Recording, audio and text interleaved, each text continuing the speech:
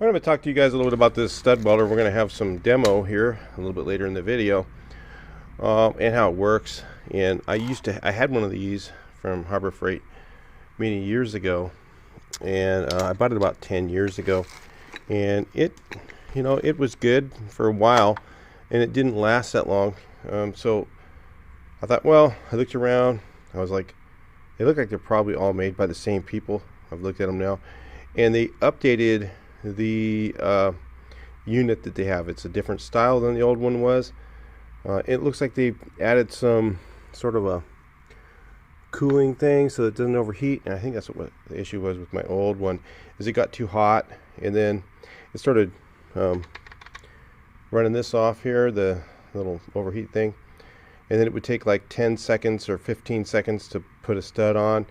This one here, I put a stud on this one, and it actually takes 2 seconds. I put on there 1, 2, done. The stud's on.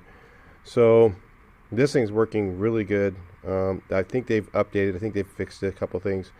And for the $100, you just really can't go wrong with it. I think even if you had to buy 2 or 3 of them, you'd still be ahead of the competition. And I doubt you would have to buy 2 or 3 of these, because these ones work pretty good compared to the old one they had before. So with that, I'm going to go ahead and move us into some demo, and we'll take a look at it from there. So this is the first time I had used this. I think since I bought it, I may have done one other thing, and I did hold it a little too long on the first 2 studs, and it burnt right through. I went like 5 seconds, because my old one used to have to go like 10, and it like burned a hole in it, so I had to weld them up. You'll see that later in this video. But there's also some other things that you can do with it. I mean, there's just so many things you can do with this. That's an area that's really hard to get access to. On the other side of the door, there's, so the best way is through these studs. But yeah, 2 seconds I found really, 1, 2, that's it. Take it off, and it usually will hold pretty well. Any more than that, I think it would, like I said, what'll happen is the door will actually, you'll melt the metal that it's welding onto, and you're going to end up with a little hole that you're going to have to weld up. So you better have a welder if you're going to, hold it too long. 2 seconds. So I put it on here. Let's see if this one, that's about 2 seconds, I think. I think this is in real time right now, so I just turned the volume off of the video, and I'm just voicing over it. So I had a dent down there, a dent above. If you notice, I'll use a slide hammer, a couple pulls with the slide hammer, and then what I'll do is there's a crown, a bit of a crown around almost every dent. So if you hold up, take the weight off, it's a little hard to do on this door because it's not mounted to anything. But if you just kind of hold up on it and then hammer the highs around it while you're pulling up on that low, then that usually will help pull the dent out correctly. Versus sometimes I'm using the slide hammer a bit, because it is kind of deep, and then I'll start hammering around it to kind of bring down the high, so that otherwise if you just pull on it, it'll be too high around it and you'll kind of a ripple. So it's better to give it a few pulls and then kind of hammer around it, move it from one stud to the other. And you notice that to get it off the stud, I hammered down just a little bit, and that kind of just carefully, it's really lightly I did that so that it can unhook. It's a friction hold is what it is, that little thing. It's really an excellent tool for $100. I mean, like the competitors were $200 to $500, and they looked actually like the same tool, and they probably, in my opinion, they probably are, and just charge more money. But it's hard to say. I know that this one works really good. So for $100, I would definitely recommend one. If you don't have one, it's a really handy tool to have. If you are interested in something better, there is something called a Unispotter, and those are about $1,500 or more. But what that does is it kind of eliminates the studs that you're seeing in here, like these little studs. You eliminate those studs, and it kind of has a tip that you put on it, and then all you do is you twist it to remove it. And there's a whole bunch of different attachments that you can put on them. There's some cheap versions of that, like a Welding one. I've got one of those. It works horrible, the one I have. So I'll just let you know that if you're thinking going cheap, you got to get the $1,500 one, really, to get one that's decent. And it's like a single-sided spot welder, and you just stick it on the low part, same way you do with this, and it welds the actual slide hammer to the metal, and then you can slide hammer right from there, or you can pull it. You can put a different attachments on there, like there's a suction cup on a rod, and you can kind of leverage that with the other end. So they have that available. They don't have it at Harbor Freight, but those things are the next step. But these stud welders are really handy. I'm going to show you later in the video the completed door after a little bit of filler, and I literally only put, I was less than 1/8 of an inch of filler on here after that. Prior to this actually had lead filler on it that I had to remove. People think, oh well, lead filler lasts forever. It's like, no, nothing lasts forever. The lead was cracked, so and I had to remove all that lead and use that to I just had removed it all. Then I put the studs on there, straightened it out a little bit better, because they had a pretty good sized thickness of lead on there that was probably a 1/4 inch thick.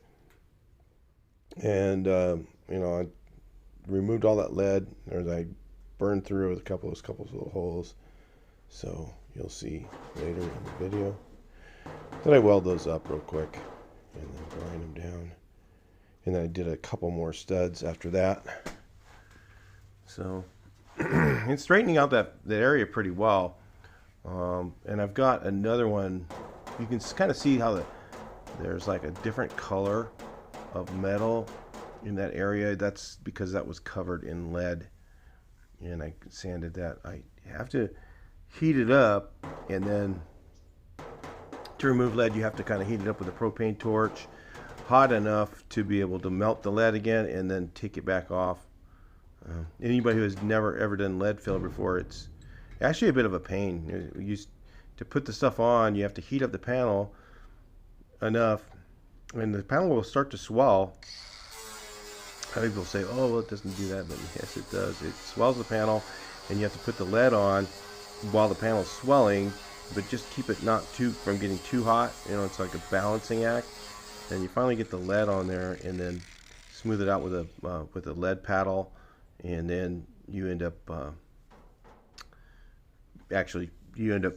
having to file the stuff smooth again. It's a real pain in the butt. So I welded that up. I don't know if I showed that on camera, but those little holes, and then I think I've already welded that up, but I'm not sure. And then I just put some more studs in where there was another low spot. So you find the lowest part of your dent, and you don't always want to pull on the lowest part of the dent. It's easier if you pull on the part where it's not quite as low, and then gradually move towards the low, if you kind of get what I'm saying. So put a few studs down on there, put the one on the lowest spot, but also put them on a bunch of other spots along the direction of the dent, and start on the furthest one away from the deepest spot, and then work your way into the deepest spot. So if you start with the deepest spot, sometimes it won't move. All you got to do is just, sometimes it will. So put the stud in the lowest spot, give it a shot, try and pull on it. If you realize it's just too stiff, it's not moving, then go to a part that isn't quite as low as the lowest spot, and gradually pull towards the low. So you pull on one stud, then go to the next stud down where it's not quite as deep, and then again the next one down, not quite as deep, and then go to the lowest part, and then you'll find that the low part may start to move after you've done the other ones. So be careful not to over pull. You know, that's the other thing that can happen. If you put this stud on and you actually pull on it and you bring it all the way up to its level surface, and then you go to the next lower part of the dent and you pull up with that, what you're going to find is that first one's going to be too high. So if you happen to do that, it's not a big deal. You just go ahead and pull on the next one down and then tap with your body hammer on the area that's too high that you just pulled on. So you can pull the stud off and wiggle it, break it off, and grind it down, and then tap on that part to kind of, you know, bring that back down while you're pulling up on the other. So you pull up on the low and you tap on the highs. Okay, that's what I'm doing in this video. So some points I'm actually just doing a pull, and like right now I'm actually just holding the weight on the hammer, on the slide hammer, and then tapping on those highs that are around it. So because there's always, like I said, there's a low part of the dent, and usually around the low part there's always highs. There's a couple highs, like a circle almost around, let's say just a pop dent where it's just one direction, one little dent. There'll be the edges around that will be high. So if you're pulling up on the low, you just tap on those highs and you'll find that the metal will start to move easier versus just grabbing in there, putting a little stud in there and just start slamming the slide hammer. Probably not the best way to do it. So be gentle, do it nice and slow, you know, and then it works pretty well. I'm pretty excited about this thing. I got the old one, and you know, it worked. It didn't really work as good as this one does right out of the box. So I'm pretty confident that this one's, whatever the issues were, the old ones are resolved now, and they've got to work pretty good. So and that's a flap wheel. The best place to buy those is on Amazon. They do have them at Harbor Freight. If you're over there, sometimes it's convenient. But on Amazon you can get, or on eBay, you can buy bundles of those flap wheels for really inexpensive. And now I'm just kind of tapping that low, but if you notice the whole panel is kind of moving. It's not really going down. That's why you kind of need that stud on there to bring the whole thing, you know, to hold it up while you're tapping on those highs. So anyway, we'll be taking a look here pretty soon at the finished product. Actually, there I am welding up those holes, being very careful. Low amount of heat. That's a stitch weld. Just put a little bit down at a time, nice and slow. Don't want to get too hot. And getting rid of those little holes. So I was able to do that without warping it. Even though you probably should cool it every time you, you know, with air every time you pull that trigger on the welder. By the way, that is the Harbor Freight titanium welder that I'm using. Titanium 140. Is that 140? Yeah, looking at it right here. Yeah, it's a 140, the MIG 140. And my settings were 13.4 for welding up those holes, and about 150 on the non-Harbor Freight wire. I've used the Harbor Freight wire in that welder, and it actually doesn't like it as much as the stuff I've gotten from the welding supply. So better quality wire in that welder really makes it work better. I had a lot of burn away trying to use the other stuff that they gave it. But I'm really happy with that welder too. I'm going to tell you that's actually a pretty good buy for, you know, what is it, $3.99 right now. So if you want to check one of those out if you don't have one. So I'm putting some more studs in. Anyway, you'll see I'm going on the low. They'll find another low spot. Then I'm going to go ahead and put more studs in. There's another dent that I'm going to fix in this. And at the very end, you can see the finished product of the door after putting a little bit of filler and sanding it. It looks pretty straight. And again, it wasn't completely done. It's not blocked, primed, and painted. And of course, anything from there, it gets out the minor imperfections and gets them perfect. But it was actually came out pretty good on the first prime. So anyway, with that, I'm going to go ahead and let you guys just watch the rest and enjoy the. Maybe it'll help you learn how to use it. And I'll talk to you in the next video. Please like, share, and subscribe.